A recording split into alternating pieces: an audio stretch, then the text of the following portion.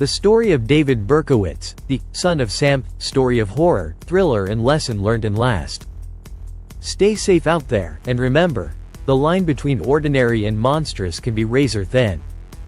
New York City, 1976. A time of disco, bell-bottom jeans, and the hustle of urban life. But in the midst of the city's vibrant energy, a shadow lurked, haunting the streets and spreading terror with every new moon. A name that still sends chills down the spine of many. David Berkowitz, the man infamously known as the son of Sam. In today's episode of Plunge into Crime, we delve deep into the psyche, crimes, and capture of one of America's most notorious serial killers. Please watch till last, it helps you to secure your personal life, family and children. Buckle up, this is going to be a dark and chilling ride. The early life of David Berkowitz. David Berkowitz was born Richard David Falco on June 1, 1953, in Brooklyn, New York. His biological mother, Betty Broder, gave him up for adoption shortly after his birth. He was adopted by Pearl and Nathan Berkowitz, a middle-class Jewish couple, and was given the name we now associate with his infamy, David Berkowitz. As a child, Berkowitz exhibited troubling behavior. Teachers and family members described him as difficult and hyperactive, prone to outbursts and sudden fits of anger. Even worse, he developed an unusual obsession with fire and destruction. It was during these formative years that the seeds of violence may have been planted. In 1967, Berkowitz's world was turned upside down when his adoptive mother, Pearl, passed away from breast cancer. Her death left him feeling abandoned, sparking a downward spiral into loneliness and depression. Psychologists have often noted that David's feelings of rejection and abandonment fueled his later violent tendencies. It's as if each traumatic event in his early life etched a darker mark on his psyche, pushing him further from normalcy. A soldier turned drifter after high school, Berkowitz enlisted in the U.S. Army in 1971. He served for 3 years, stationed in South Korea, where he became a proficient marksman. While he didn't exhibit violent behavior during his service, his time in the military didn't bring him the sense of purpose or discipline he so desperately needed. When he returned to the States in 1974, Berkowitz felt more isolated than ever. He moved to Yonkers, New York, and began working a series of menial jobs, drifting aimlessly through life. It was during this period that his mental health deteriorated rapidly. Berkowitz claimed he began hearing voices, demonic voices urging him to kill. He believed these voices came from his neighbor's dog, a black Labrador retriever named Harvey. According to Berkowitz, Harvey was possessed by a demon that commanded him to commit murder. While this claim was dismissed as nonsense by many, it provides a disturbing glimpse into Berkowitz's fractured mind. The Reign of Terror begins. The first known attack took place on July 29, 1976, in the Bronx.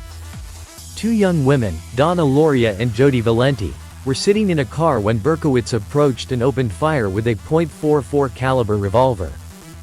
Donna was killed instantly, while Jody survived but was severely injured. This marked the beginning of Berkowitz's reign of terror. Over the next year he targeted young couples and women with long, dark hair, often ambushing them as they sat in parked cars. His attacks were sporadic, leaving the police baffled and the public terrified. New York City in the late 1970s was already struggling with high crime rates, financial troubles, and a sense of urban decay. The son of Sam killings added another layer of fear, making it feel like no one was safe. Berkowitz's method was chillingly consistent.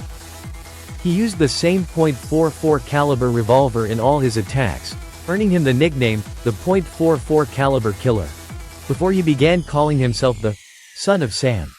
The letters and the hunt. Berkowitz gained infamy not only for his heinous crimes but also for the cryptic letters he sent to the media and the police. In one of his most famous letters he referred to himself as the son of Sam, claiming that his murderous spree was driven by his allegiance to a demonic entity named Sam. These letters weren't just taunts, they were masterpieces of manipulation. Filled with bizarre ramblings and cryptic symbols, they heightened the city's sense of dread and made the hunt for the son of Sam even more desperate. Despite a massive manhunt involving hundreds of detectives, Berkowitz eluded capture for months. The police had little to go on, as his attacks seemed random, and witnesses could only provide vague descriptions. The captured Berkowitz was finally caught on August 10, 1977, thanks to a stroke of luck. A parking ticket issued near the scene of his last attack led investigators to his car, where they found a rifle, maps of the attack sites, and another threatening letter. When police arrived at his Yonkers apartment to arrest him, Berkowitz greeted them calmly, saying, "Well, you got me." It was an anticlimactic end to a year-long nightmare.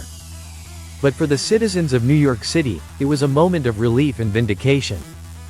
The trial and imprisonment in 1978, Berkowitz pleaded guilty to 6 murders and several attempted murders, receiving 6 consecutive life sentences. He claimed he had no remorse for his crimes, calling them the work of demons. Over the years, Berkowitz has undergone a so-called transformation in prison. He became a born-again Christian and now refers to himself as the Son of Hope. Despite his claims of redemption, his horrifying crimes ensure he remains a symbol of unrepentant evil to many. Legacy and theories. The Son of Sam case remains one of the most infamous in American history. Some conspiracy theorists argue that Berkowitz didn't act alone, pointing to alleged connections with a satanic cult. While these theories remain unproven, they add another layer of intrigue to an already chilling story. David Berkowitz's legacy is one of horror and heartbreak. His crimes changed the way we think about serial killers, highlighting the complex interplay of mental illness, trauma, and evil. But even decades later, one question remains. Was Berkowitz truly driven by demonic forces, or was he simply a deeply disturbed man seeking attention? Protecting your family and children from criminals like David Berkowitz, or any other potential threats, this requires vigilance, awareness, and preventive measures. While no one can guarantee complete safety, here are some practical steps to enhance security and well-being for your loved ones. Teach awareness and personal safety. Stranger awareness. Teach children about the dangers of strangers without instilling fear. Use age-appropriate language to explain the importance of avoiding interactions with unknown people who make them feel uncomfortable. Trust their instincts. Encourage family members to trust their gut feelings about people or situations. If something feels wrong, it's okay to leave, refuse, or call for help. Safe zones. Teach your children to identify safe zones like police stations, schools, and trusted neighbors' homes where they can seek help in an emergency. Strengthen your home security. Locks and alarms. Ensure all doors and windows have strong locks. Consider installing a home security system with alarms and surveillance cameras. Lighting. Keep your property well lit, especially entrances, driveways, and backyards. Motion sensor lights can deter criminals. Fencing and barriers. If possible, install fences, gates, or other barriers that make access to your property difficult. Monitor online interactions. Online safety rules. Teach your children about online predators and the importance of not sharing personal information, like their location, school name, or routines, on social media. Parental controls. Use parental controls on devices to monitor and limit what your children access online. Encourage openness. Create an environment where children feel comfortable discussing their online experiences without fear of punishment or judgment. Build a strong community. Neighborhood watch. Join or start a neighborhood watch program to keep an eye out for suspicious activities and share information about potential threats. Get to know neighbors. Build trust with your neighbors. A supportive community is one of the best defenses against crime. Have an emergency plan. Drills. Practice what to do in case of emergencies like an attempted abduction, a break-in, or even a fire. This should include when and how to call the police. Code words. Create a family code word to use in emergencies. If a stranger claims they were sent by a family member, your children should ask for the code word. Escape routes. Teach everyone in your family the fastest routes to exit the house and where to meet if separated. Recognize warning signs. Behavioral changes in people around you. Learn to recognize red flags in individuals who may pose a threat: excessive aggression, obsession with violence, stalking behavior, or erratic actions. Report suspicious behavior. Don't hesitate to report people or activities that make you feel uneasy to local authorities. It's better to err on the side of caution. Encourage safe social routines. Avoid predictable patterns. Mix up your routines to make it harder for someone to predict your movements. For instance, take different routes when walking or driving to work or school. Stay in groups. Encourage children and teens to stay in groups, particularly at night or in isolated areas. Trusted check-ins. Establish a system where family members check in periodically, especially if they're running late or traveling alone. Provide emotional support. Mental health awareness. Teach your children empathy and the importance of speaking up if they notice a friend or peer exhibiting concerning behaviors. Encourage open communication. A safe and supportive home environment where children can express their fears or concerns will make it easier to address potential dangers early on. Learn self-defense skills. Enroll in self-defense classes. Teach your family basic self-defense techniques or enroll them in classes to prepare for potential threats. Teach escape tactics. Educate family members on how to escape from dangerous situations, such as being followed or trapped. Stay informed and prepared. Know your area. Be aware of local crime rates and the presence of sex offenders in your neighborhood using online databases and police reports. Keep emergency numbers handy. Ensure everyone in your family knows how to contact the police, fire department, or other emergency services quickly. First aid training. Equip yourself and your family with basic first aid knowledge in case someone is injured. While it's impossible to eliminate every risk, these steps can significantly reduce your family's vulnerability to crime. By being proactive, fostering awareness, and maintaining strong communication, you can create a safer environment for your loved ones. Remember, safety is a continuous process, not a one-time effort. Empower your family with the tools and knowledge they need to navigate the world confidently and securely. The story of David Berkowitz, the son of Sam, offers several powerful lessons about society, human behavior, and the importance of vigilance. Here are key takeaways from his tragic and horrifying tale. The importance of mental health awareness. Unaddressed trauma. Berkowitz's childhood experiences of rejection, abandonment, and isolation likely contributed to his later violent behavior. This highlights the critical need to address mental health issues early in life. Warning signs matter. Berkowitz exhibited troubling behaviors, such as fascination with fire and social withdrawal, from a young age. Recognizing and addressing such red flags in children and adults can prevent potential harm to themselves and others. The danger of ignoring warning signs. Early intervention is key. Berkowitz's neighbors and acquaintances noticed his odd and obsessive behaviors, yet they didn't act on these observations. Communities need to be vigilant and proactive in seeking help when someone exhibits concerning tendencies. Take threats seriously. Cryptic letters and erratic behavior were part of Berkowitz's crimes. Dismissing unusual or threatening signs can lead to tragic outcomes.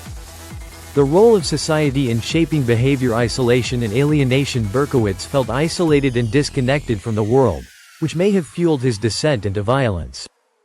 This underscores the importance of fostering inclusion, connection, and community, especially for those struggling with social challenges. Influence of environment. Growing up in a turbulent urban environment like 1970s New York, with high crime rates and limited social resources. This may have exacerbated Berkowitz's mental health issues. De-addressing societal issues like poverty, crime, and access to care can help reduce the conditions that contribute to such cases. The power of fear and media sensationalism amplifies panic. The son of Sam case became infamous partly due to Berkowitz's taunting letters and media coverage, which heightened fear and gave him a sense of notoriety. Responsible media reporting is crucial in such cases to avoid feeding a criminal's ego or escalating public panic. Fear can paralyze communities. The widespread terror caused by Berkowitz's crimes highlights how fear can disrupt society. Communities must stay informed but also resilient, working together to reclaim their sense of safety. The importance of community and cooperation. Stronger together. Berkowitz's capture was partly due to an alert citizen who reported a parking ticket near the crime scene. This demonstrates the critical role ordinary people play in assisting law enforcement. Neighborhood watch programs work. Building strong, connected communities where people look out for one another can help prevent and respond to crime. Justice and redemption. Accountability is crucial. Berkowitz was held accountable for his actions through life sentences, ensuring he couldn't harm anyone else. Justice is vital to provide closure for victims and protect society. Redemption claims should be met with skepticism. Berkowitz later claimed to have found religion and referred to himself as the Son of Hope. While personal redemption is important, it should never erase the gravity of his actions or diminish the pain he caused. Vigilance in personal safety. Personal precautions save lives. The fear of the Son of Sam led many people to adopt safer habits, such as avoiding isolated areas, traveling in groups, and being more aware of their surroundings. These lessons remain relevant for personal safety today. Teach children and families to protect themselves. The case underscores the importance of equipping loved ones with tools and knowledge to stay safe from potential predators. The complexity of human behavior. Evil isn't always obvious. Berkowitz seemed like an average man to many, which reminds us that dangerous individuals can hide in plain sight. This doesn't mean living in paranoia, but being mindful of inconsistencies or unusual behavior. Mental health and evil aren't always linked. While mental illness contributed to Berkowitz's motivations, it doesn't excuse his crimes. It's important to separate harmful stereotypes about mental health from true criminal pathology. The need for systemic change. Better mental health support. Berkowitz's case highlights the need for accessible and effective mental health services for all, especially for those who display troubling behaviors. Criminal profiling and law enforcement. The investigation into the Son of Sam killings demonstrated the need for advanced techniques in criminal profiling, communication, and interagency collaboration. Hope and resilience amid tragedy. Communities rebuild despite the terror caused by Berkowitz. New Yorkers eventually reclaimed their city and sense of normalcy. This resilience shows that while tragedies leave scars, communities can heal and move forward. Lessons lead to growth. Cases like the Son of Sam have shaped public safety policies, law enforcement strategies, and public awareness, preventing similar tragedies in the future. Final thought. The story of David Berkowitz is a cautionary tale about the consequences of neglecting mental health, the dangers of ignoring warning signs, and the resilience of communities in the face of evil. It teaches us to remain vigilant, care for the vulnerable, and ensure that justice prevails to protect the innocent. We concludes today's episode of Plunge into Crime. Don't forget to subscribe. What do you think drove David Berkowitz to commit such heinous acts? Leave your thoughts in the comments below, and don't forget to like, subscribe, and hit the notification bell so you never miss a new episode. Stay safe out there, and remember, the line between ordinary and monstrous can be razor thin.